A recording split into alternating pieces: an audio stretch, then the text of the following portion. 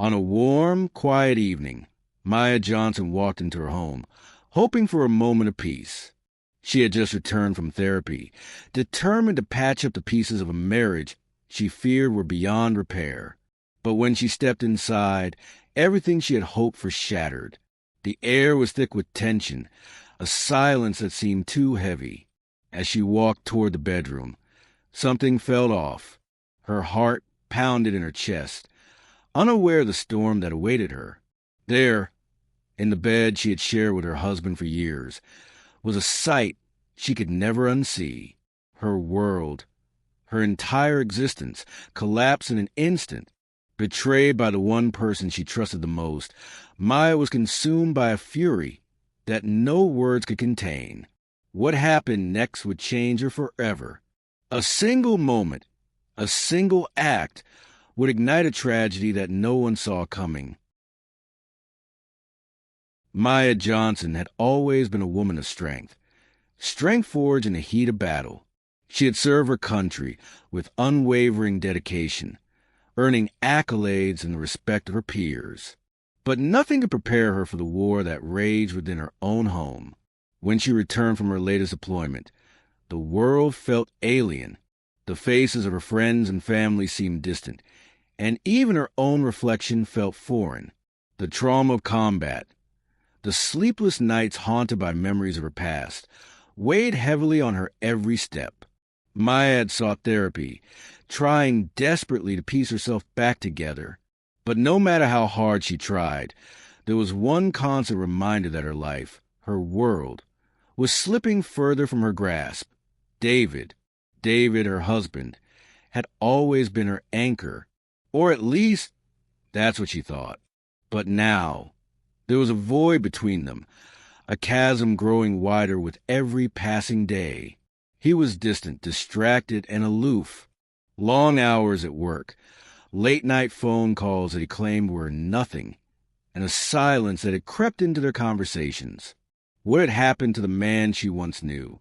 "I don't know how much more of this I can take, Maya," David had said one night, his voice cold, his words barely meeting her gaze. "I'm just trying to keep things together, okay?" His words didn't reassure her. They only added weight to the mounting pressure she felt. But what Maya didn't know was that her husband's silence wasn't because of her. He was hiding something, or rather, someone, and that someone would turn Maya's world upside down.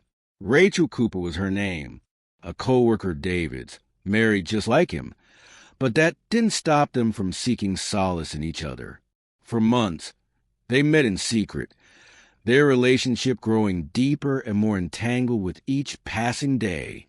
To Rachel, it was an escape from her own troubled marriage, and to David, it was a forbidden thrill. But it was all built on lies that Maya was about to uncover. "I can't keep doing this," Rachel confessed one evening, her voice shaky, barely a whisper over the phone. "It's getting harder to pretend, David. What are we doing?" David had been quiet on the other end. Maya never knew these conversations took place, but she would. Soon, everything would be laid bare. "We'll figure out," David replied, trying to calm her fears. Just a little longer. Those conversations would haunt them all in the days to come. Maya Johnson had spent months in therapy, trying to piece her broken life back together. The emotional wounds from war, combined with the toll her crumbling marriage had taken, left her feeling distant from everyone, especially David. But today, something told her to go back home early. She wasn't supposed to be there for hours, but an unsettling feeling had crawled its way under her skin. It was a gut instinct, a soldier's intuition, that led her to take the long, quiet drive back to their house. She told herself it was just to check in, maybe surprise David. Perhaps she could break through the walls he had been building around himself. But little did she know, her surprise would be a nightmare she could never wake up from. As she approached the door, the soft creak of bed springs reached her ears, followed by a low murmur. Something was wrong. Maya's military instincts kicked in, honed by years of combat, making her move in silence, her every step calculated. She was no stranger to danger, but she didn't know the threat she was about to face. Was someone there? Was David in trouble? The sounds grew clearer, the muffled voices, the soft rustle of fabric. But Maya wasn't prepared for what she was about to find. She slowly turned the handle of the bedroom door, her hand trembling just slightly, a mix of anticipation and dread. And then she saw them. There they were. David, her husband, lying in bed with Rachel Cooper, a woman she had known only in passing, a co-worker of David's. They were tangled together, their bodies intertwined as they shared the intimate space Maya had once occupied with her husband. The shock hit her like a sudden, crushing weight. Her knees nearly buckled as the image burned into her mind. David! Maya's voice was shaky, her breath ragged as she gasped. The words barely escaped her lips. It was disbelief that kept her frozen at first, her mind struggling to reconcile the scene in front of her. But as the seconds passed, the rage started to seep in. How long has this been going on? David's eyes widened with panic. He scrambled to pull away from Rachel, his face flushed with guilt. But Maya wasn't listening anymore. She had heard enough. The world she knew, the marriage she had fought so hard to protect, was crumbling before her eyes. How long? She repeated, her voice growing more cold and venomous by the second. Rachel, her head bowed in shame, didn't say a word. She just stared at the floor, the weight of the betrayal heavier than any words could express. There was no defense, no explanation that could ease the pain surging through Maya's veins. David attempted to sit up, his hands trembling, but Maya had already turned away. The betrayal wasn't just emotional. It was physical, it was real, and it was happening right in front of her. Her husband, the man she had trusted with her life, had been with someone else in the very bed they once shared. Maya's mind raced. Anger boiled inside her. But more than that, there was a sense of helplessness that gripped her chest. The man she had spent years with, the man she had built a life with, had taken something from her, something she could never get back. And Rachel, what had she expected from this? Was it really worth it to destroy a marriage over a fleeting moment of passion? This is over, David. Maya finally managed to say, her voice cold, sharp. She couldn't look at him anymore. She couldn't be in that room. It felt suffocating. I can't do this anymore. David's pleas became frantic. Maya, don't go. It's not what you think. I was confused. I didn't mean for it to happen this way. But Maya wasn't hearing it. She had already checked out emotionally, though she hadn't realized how far gone she really was. She needed air, needed to escape the suffocating truth. But as she turned to leave, something stopped her, a flicker of movement. Her eyes caught the reflection of the bedroom drawer, the drawer where she knew David kept his gun. The thought didn't register immediately, but it planted a seed. Her training, her instinct, the raw emotion swirling in her chest. David and Rachel continued to beg, but Maya wasn't listening.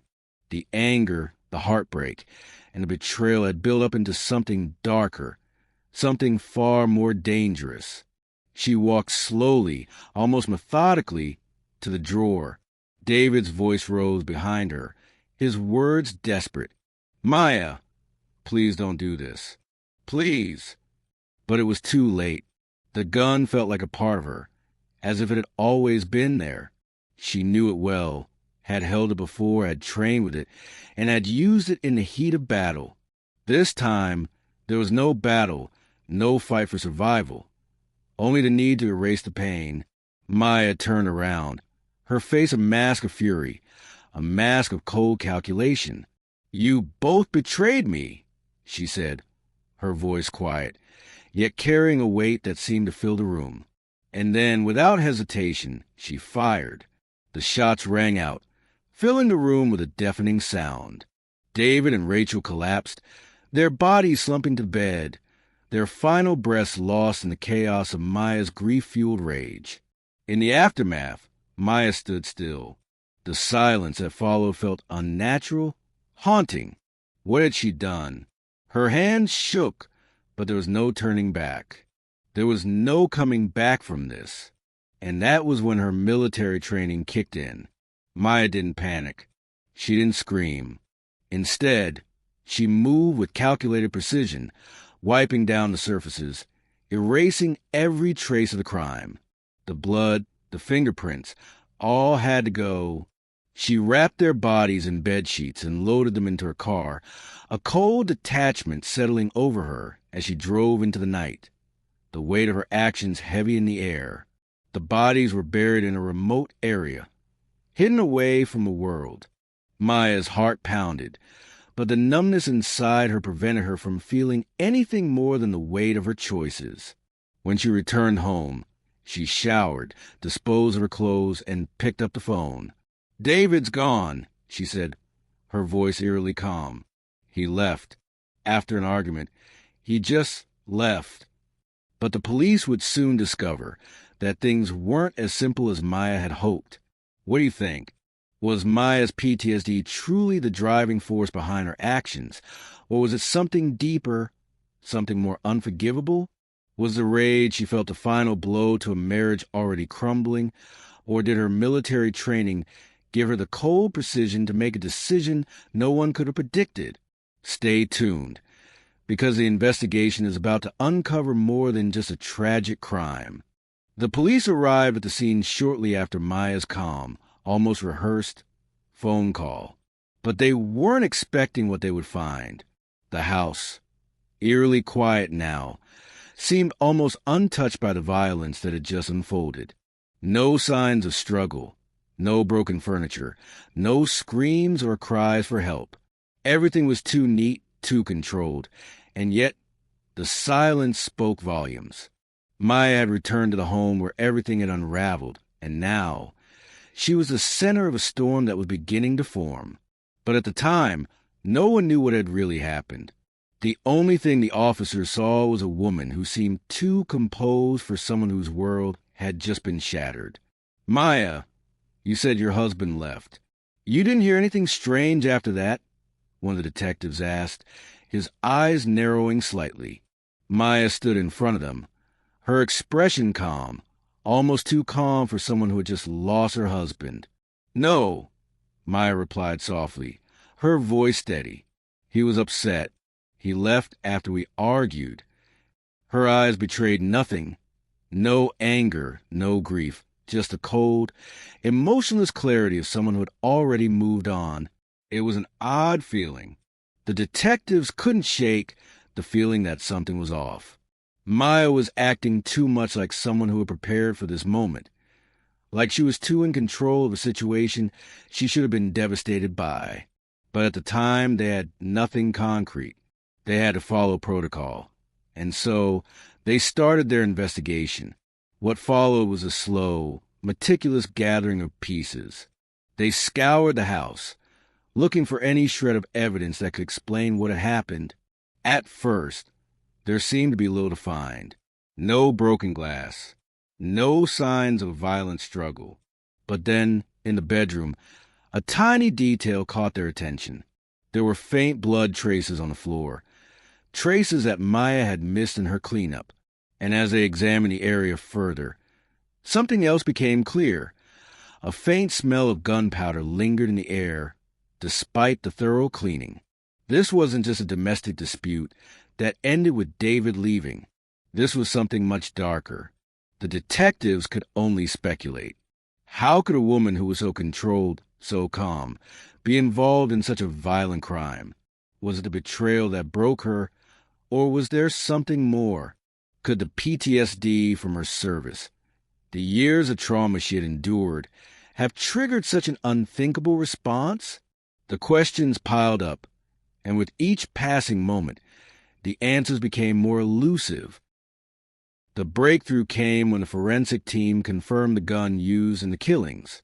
The weapon was a military-issued handgun, registered under Maya's name. It was a chilling detail that made everything fall into place. Maya had access to that weapon. Maya had used it. There was no denying it now. The meticulous cover-up she had so carefully orchestrated was beginning to unravel, and the truth was emerging from the shadows.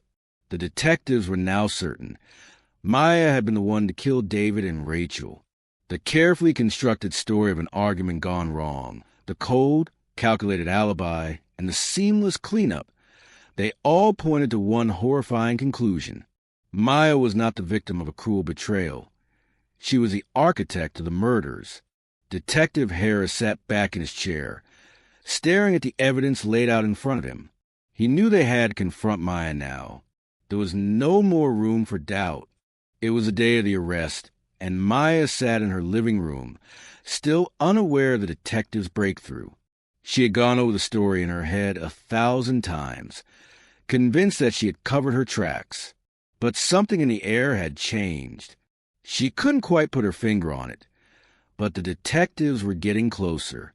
It was only a matter of time before the net closed around her. As the knock came at the door, Maya stood up, her heart pounding in her chest. She had prepared for this moment, hadn't she? She had thought of every possibility, every scenario. But nothing could have prepared her for the look in Detective Harris's eyes as he walked through the door. "Maya Johnson," he said, his voice steady, almost sympathetic. "We know what happened that night, and we have the evidence to prove it." Maya's world seemed to freeze in that moment. The walls she had built around herself, the control she had worked so hard to maintain, began to crumble. She could feel the weight of the room pressing in on her, and for the first time, her carefully constructed composure faltered. "You don't know what you're talking about," she said, her voice a little shakier than she intended. "I didn't." But Detective Harris cut her off. "We know about the blood. We know about the tire tracks. We know you drove out of town. And we know that gun was yours, Maya." Maya's face paled. She took a step back, her mind racing to find an escape, a way out of the corner she had backed herself into. But there was no way out now. The evidence was overwhelming. "I didn't mean for it to happen like this," Maya said, her voice breaking. I didn't know what else to do." The arrest was a formality at that point. Maya was taken into custody, and the investigation was closed. But the case was far from over. The courtroom drama would soon unfold, and the question everyone was left with was, what drove Maya to such a brutal, premeditated act? Was it the betrayal of her husband? The crushing weight of the PTSD that had never been properly addressed? Or was it something more? What, exactly, had pushed Maya over the edge? The next chapter of this twisted case would be written in the courtroom, and as the trial loomed, the nation watched, waiting for answers. What do you think? Was Maya truly the victim of her circumstances, or was she always capable of this violence? Do you believe her military training played a role in her ability to cover up such a horrific crime, or was this something far more personal? Let us know your thoughts in the comments. The investigation may have concluded, but this story is far from over. The trial of Maya Johnson quickly became one of the most high-profile cases in the country. Her once stellar reputation as a decorated U.S. Army sergeant, a woman who had served with honor and distinction, now stood in sharp contrast to the horrific crime she had committed. The public, once filled with admiration for her courage on the battlefield, now found themselves questioning how someone so strong and disciplined could carry out such an unthinkable act. As the courtroom doors swung open on the first day of the trial, the air was thick with tension. News outlets, reporters, and spectators filled the gallery, eager to see the woman who had once been hailed as a hero now faced the consequences of her actions. Maya sat at the defense table, her face cold and unreadable. Her once proud military posture was gone, replaced by an air of resignation. It was clear from the start that this would not be a simple case of a betrayed wife.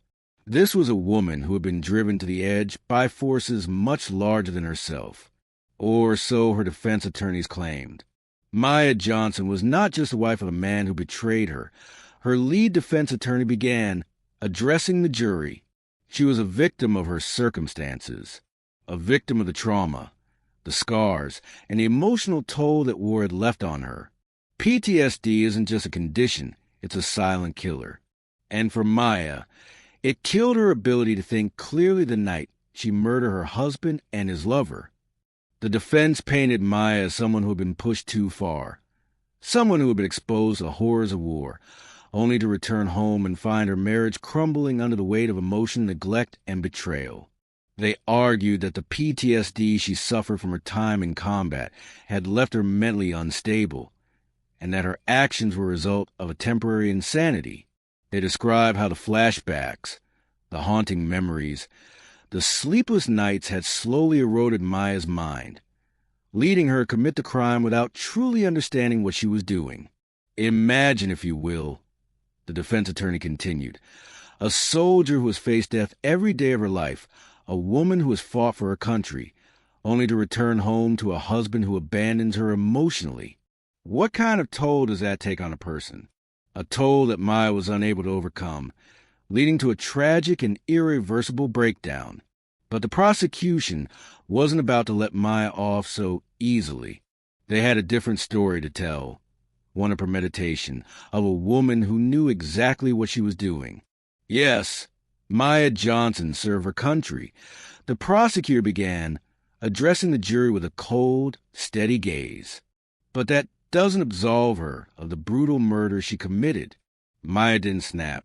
She didn't lose control in a moment of weakness. No, what Maya did was calculated, methodical, and deliberate. The prosecutor laid out the evidence in excruciating detail, how Maya had cleaned the crime scene with disturbing precision, erasing every trace of blood, wiping away any fingerprints, and covering up the act as if it were a mere inconvenience. How, after the murders, she calmly drove the bodies to a secluded area and buried them, leaving no trace behind. This wasn't the act of a woman who didn't know what she was doing, the prosecutor argued. This was the act of someone who had planned it, a woman who took every precaution to cover her tracks, someone who, despite the trauma she experienced, was fully aware of the consequences of her actions. The defense countered, arguing that Maya had been overwhelmed by the cumulative effects of her PTSD and the emotional devastation caused by her husband's affair. But the prosecution was relentless, pointing to the meticulous way she had handled the aftermath of the crime. How could someone suffering from temporary insanity carry out such a thorough cover-up? The prosecutor asked, his voice sharp. How could someone who was mentally unstable manage to create such a detailed alibi, to wipe down the crime scene, to dispose of the bodies without ever showing any signs of panic or distress? This wasn't a crime of passion. It was a cold, calculated act of revenge. As the trial continued, the tension between the defense and prosecution grew more intense. The courtroom was divided, with each side presenting their case as if their very lives depended on it. Maya's fate hung in the balance, and no one knew which way the jury would lean. Behind closed doors, Maya's emotional state began to deteriorate. The woman who had once seemed so calm, so composed, was now showing signs of deep regret and internal conflict. The weight of what she had done began to settle in. She would often stare blankly at the courtroom floor, lost in thought, as if she were reliving the moment of the murders over and over again. "I didn't want this," Maya whispered to her defense attorney one evening, her voice shaky. "I never meant for it to go this far. But I couldn't take it anymore. I couldn't handle the lies, the betrayal. And when I walked in that room, I lost everything." Her attorney, trying to offer comfort, told her, "Maya, we're doing everything we can to help you. The PTSD, the trauma, it all played a part. You weren't in your right mind." But Maya wasn't sure she believed that anymore. What if it wasn't just a trauma? She asked, her voice barely audible. What if I just wanted revenge? What if I enjoyed it? The questions lingered in her mind, unanswered and haunting. As the trial reached its climax, It became clear that Maya's fate was in the hands of the jury. Would they see her as a victim of her circumstances, driven to violence by the trauma she had endured? Or would they agree with the prosecution, who argued that she had knowingly committed a crime with full awareness of its consequences? The jury deliberated for hours, the tension in the courtroom building to a fever pitch. Maya sat quietly, her hands clasped in front of her, waiting for the verdict that would determine the rest of her life. What do you think? Was Maya truly a victim of her circumstances? Or was she simply someone who allowed her anger and betrayal to guide her to a point of no return? Did the PTSD she experienced after her deployment justify her actions? Or did she cross a line that no amount of trauma could excuse? Let us know in the comments. Your thoughts could change the way the story ends. Stay tuned as we uncover the dramatic conclusion of this case. After days of deliberation, the jury finally reached its verdict. The courtroom was tense as the judge prepared to read the decision that would seal Maya Johnson's fate.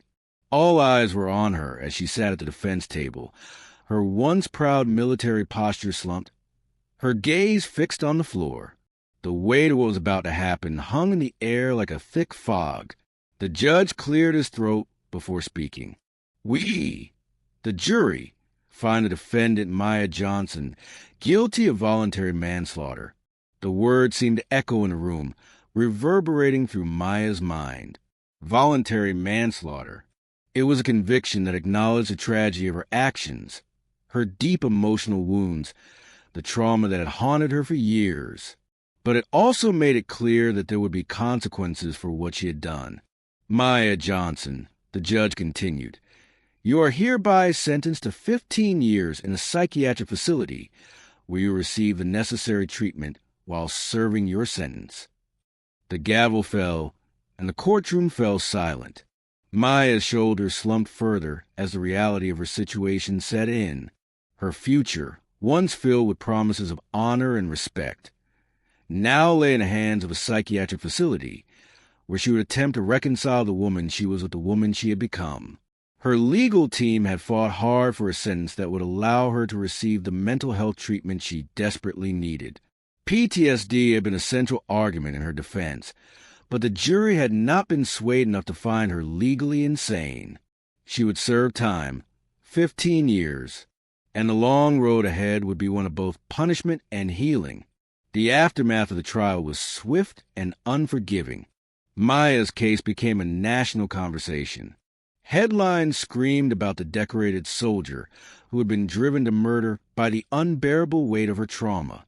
Some saw her as a tragic figure, a woman broken by the brutal realities of war, betrayed by the system that was supposed to help her. Others, however, couldn't forgive the lives she had taken. It's not just a betrayal she suffered, one commentator said during a talk show segment. It's the fact that she took 2 lives in cold blood, planned the murder, and covered it up with chilling precision. PTSD or not, she killed her husband and his lover. You can't just excuse that. But for those who had served alongside Maya, the story was different. We've all seen it, one of her former comrades said in an emotional interview. The way PTSD changes a person. It's not an excuse, but it's a reason. Maya was a hero once. She just lost herself along the way. For Maya, the aftermath was more personal. The whispers of sympathy that surrounded her faded with time, leaving behind the reality of her sentence. 15 years in a psychiatric facility. It wasn't the freedom she had hoped for, but it was better than the alternative. And in the isolation of her new surroundings, she would begin to face what she had done. Maya's time in the psychiatric facility was a quiet one. The treatment she received was intensive, designed to help her cope with the PTSD that had haunted her for so long. But the memories of that night, the night that had changed everything, never fully left her. She spent long hours in therapy, reliving the emotions that had led her to pull the trigger, the anger, the betrayal, the overwhelming sense of helplessness. In her darkest moments, Maya wondered if the crime she committed would forever define her. Was she a victim of her circumstances, or was she a killer? Could the system that had failed her truly help her find peace, or was she too far gone? She often sat in her cell, staring at the walls, grappling with the fragments of her former life. "I never wanted this," Maya confessed to her therapist one day, her voice barely a whisper. "I never wanted to hurt anyone, but I was so angry. I just couldn't stop it. I couldn't stop myself." The therapist, a kind and patient woman, gently nodded. "It's going to take time, Maya. You've been through something unimaginable, but you're here now, and that's the first step." Maya's story, both her crime and her struggle for redemption, became a symbol of the mental health crisis among veterans. It sparked heated debates about how the military and the government handled PTSD and the emotional toll of combat. Many felt that Maya's actions were a reflection of a system that had failed her. She wasn't just a victim of betrayal. She was a victim of a broken system that didn't know how to help soldiers like her. "We're sending men and women to fight wars, and then we're bringing them back home and expecting them to be okay," one veteran advocate said. "We got to do better. We have to do better by our soldiers." But for others, there was no sympathy. "She made a choice," one of the jurors said in a post-trial interview. "She had a gun in her hand, and she knew what she was doing." PTSD doesn't excuse murder. The debate raged on, but for Maya, the discussion was secondary to her own journey. Every day, she fought to reconcile the woman she once was with the woman she had become. Some days were easier than others. Some days, the weight of her actions seemed almost unbearable. But as the years passed, something inside her began to shift. She started to find peace in the small victories, the moments when she didn't feel consumed by guilt, the moments when she could forgive herself, or at least tried. As her 15-year sentence continued, Maya worked toward healing, but she knew that the rest of her life would be spent grappling with the consequences of her past.